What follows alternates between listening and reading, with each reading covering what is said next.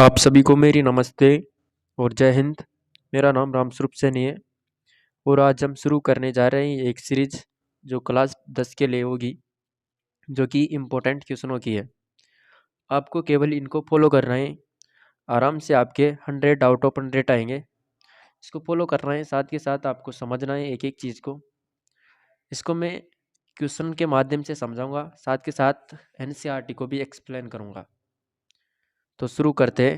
ये आज अपना फर्स्ट वीडियो होने वाला है, आपको इसको फॉलो करते रहना है। तो चलिए शुरू करते हैं फर्स्ट वीडियो।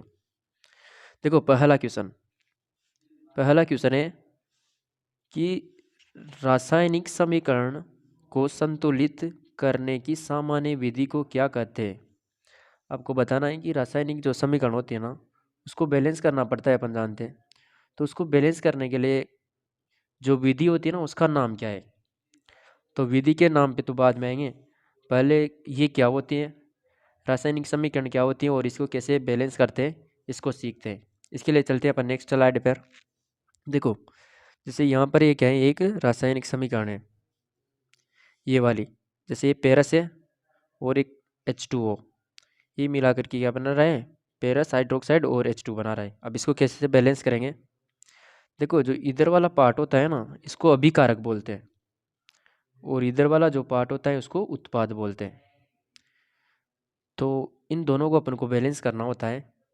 अब ये बैलेंस कैसे करते हैं, जैसे इधर की तरफ आयरन की संख्या 1 है, Ap की संख्या 1 है, इधर की तरफ 3 है, इसका मतलब ये बैलेंस नहीं है। तो अपन को इन दोनों को क्या करना पड़ेगा, बैलेंस करना पड़ेगा। तो इस बैलेंस करने के लिए अपन कुछ चरण की सहायता लेते हैं। तो क्या करते हैं, अपन एक एक चरण को समझते हैं। सबसे पहला चरण, इसी को बैलेंस करके बताता हूँ आपको।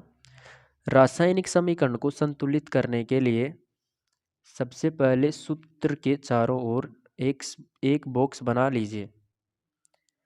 समीकरण को संतुलित करते समय बॉक्स के अंदर कुछ भी परिवर्तन नहीं करना। देखो, जो ये अपन ने जो दे रखी थी ये समीकरण, एक तो Ap थी, ये जो Ap है ना, इनकी आप क्या करो, दोनों तरफ बॉक्स बना लो। जैसे यहाँ पर बना रखे Ap के चारों ओर बॉक्स बना लिया, इसी प्रकार से H2O के चारों ओर बॉक्स बना लिया। जो इधर वाला उत्पाद है ना, इसके चारों तरफ भी क्या बना लो, आप एक बॉक्स बना लो। ठीक है। उसके बाद पहला चरण एक बताएं कि जो भी दे रखा है उसके चारों ओर क्या करना है, आपको बॉक्स बनाना है। नेक्स्ट पे चलते हैं। देखो, जो समीकरण में जितने भी तत्व है, जैसे क्या क्या है इसमें, एक तो पेरस, दूसरा क्या है, हाइड्रोजन है, तीसरा ये क्या है, ऑक्सीजन है। देख सकते हो आप, ये पेरस रहा, एक हाइड्रोजन है, और ये कौन सा है, ये ऑक्सीजन है। तो इनको क्या करना है आपको, एक ऐसे लिख लेना है। एक तरफ तो तत्व, एक तरफ अभिकारक। अभिकारक मैंने बताया था, जो इधर की तरफ होते हैं ना, LHS की तरफ वो वाले, और जो RHS की तरफ होते हैं वो उनको क्या बोलते हैं, उत्पाद। तो जैसे इधर की तरफ तत्व लिख लिया, अब आप काउंट करो इनको। जैसे यहाँ देखो, जो पेरस है ना, LHS की तरफ कितने हैं, देख सकते हो यहाँ पर पेरस LHS की तरफ देखो तो यहाँ पर कितने हैं, एक ही पेरस है, यहाँ पर कितने हैं, एक ही है। इसी प्रकार से हाइड्रोजन कितने हैं, दो हैं हाइड्रोजन, और ऑक्सीजन कितने हैं, इधर की तरफ एक है। और दूसरी तरफ RHS की तरफ देखोगे तो पेरस कितने हैं, तीन है, और हाइड्रोजन दो है, ऑक्सीजन कितने हैं, चार। नेक्स्ट स्लाइड पर चलते हैं।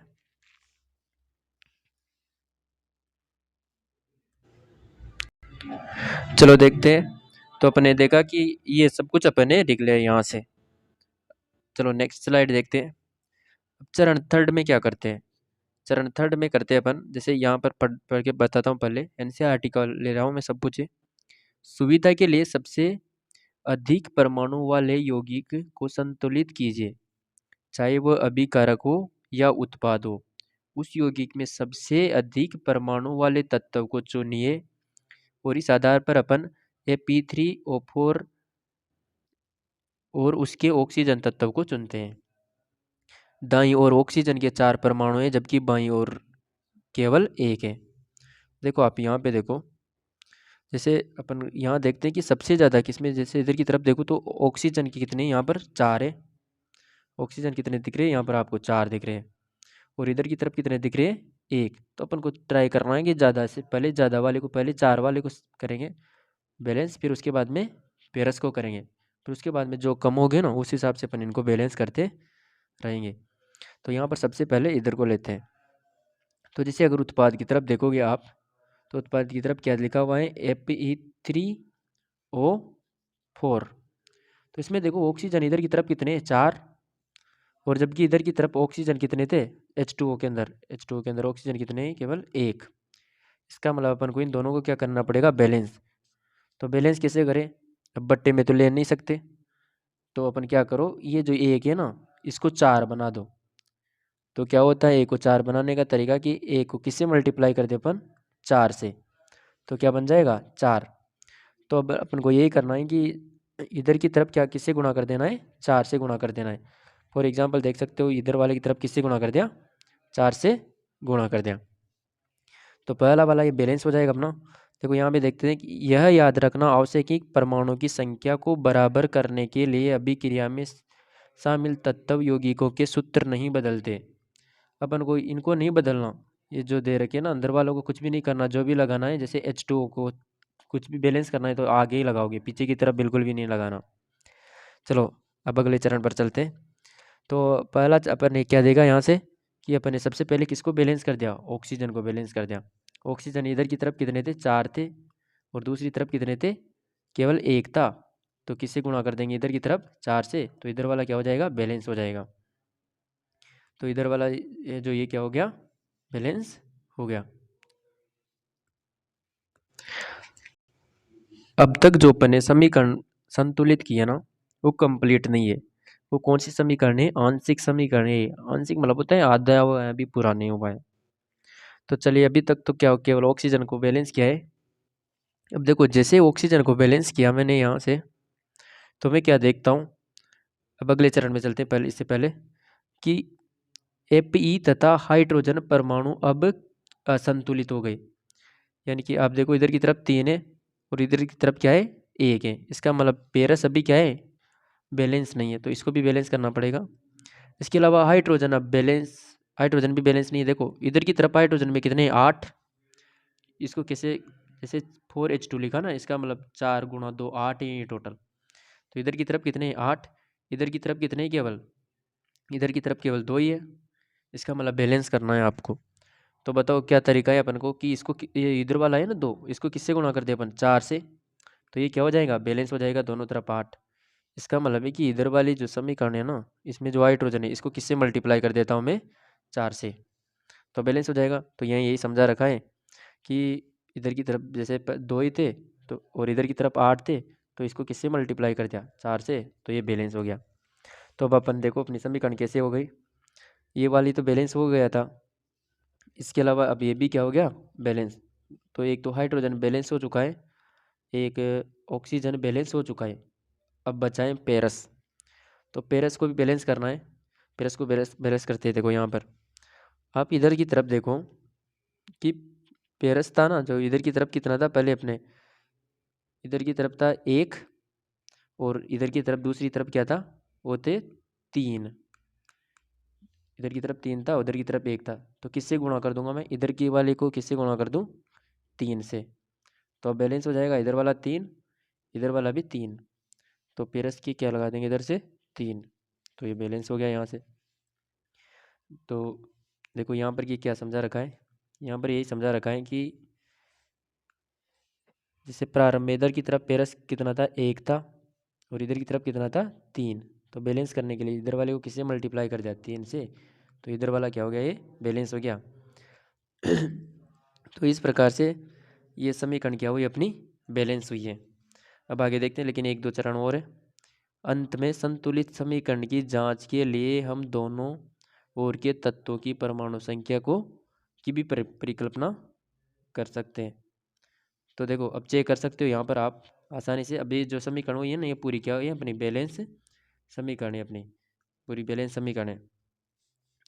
तो इधर देखो यहाँ पर पेरस कितने हैं, पेरस की संख्या है 3, और उधर की तरफ भी कितनी है, 3, दूसरी तरफ भी 3 है। इधर की तरफ हाइड्रोजन की संख्या कितनी है, 4, उधर की तरफ हाइड्रोजन की संख्या भी कितनी है, 4। इधर की तरफ ऑक्सीजन की संख्या कितनी है 4, और उधर की तरफ भी ऑक्सीजन की संख्या कितनी है 4। तो इस प्रकार से ये समीकरण क्या हुई है, बैलेंस हुई है। अब अपन आगे पढ़े अगर यहाँ से, तो एनसीईआरटी में ये मेंशन कर रखा है जहाँ से अब वो क्वेश्चन बनाए। क्वेश्चन कहाँ से बनाए, क्वेश्चन है कि यह समीकरण की संतुलित है। रासायनिक समीकरण को संतुलित करने की इस विधि को हिट एंड ट्रायल विधि कहते हैं। ये है उसका आंसर। क्वेश्चन का आंसर क्या है, हिट एंड ट्रायल विधि। तो अपना जो क्वेश्चन था ना उसका आंसर आएगा हिट एंड ट्रायल विधि। इसका और कुछ चरण बाकी है, इसको भी देख लो आप। 7वां जो चरण है, देखो भौतिक अवस्थाएं। भौतिक अवस्थाएं कैसी होती हैं कि जो भी अगर कोई भी जैसे सॉलिड है, सॉलिड मतलब होता है ठोस, तो उसको एस से लिख देते हैं। कोई द्रव है यानी लिक्विड है तो उसको एल से लिख देंगे। कोई अगर गैस है तो उसको गैस से लिख देंगे, और कोई जलीय विलयन है तो उसको अपन ए क्यू से लिख देंगे। इनको ब्रैकेट में लिख सकते हो ऐसे, जैसे यहाँ पर लिख रखा है ऐसे H2O। अब क्या होता है, यहाँ पर गैस की फॉर्म में लिया है तो जी है, ये सॉलिड फॉर्म में प्राप्त हुआ है तो यस है, और H2 यहाँ पर क्या है, ये गैस है। देखो यहाँ पर क्या है कि ध्यान दीजिए कि ये जो समीकरण है में H2O जी द्वारा चिंतित किया गया है। यह दर्शाता है कि अभिक्रिया जल का उपयोग भाप के रूप में किया है, यानी कि ये डायरेक्ट लिक्विड में नहीं है, इसको भाप के रूप में यूज किया गया है। ठीक, तो इस प्रकार से ये अपना समीकरण पूरी हुई। और अब इस क्वेश्चन का आंसर देखते हैं। क्वेश्चन का आंसर क्या था, तो क्वेश्चन का आंसर क्या आ जाएगा यहाँ से, हिट एंड ट्रायल विधि।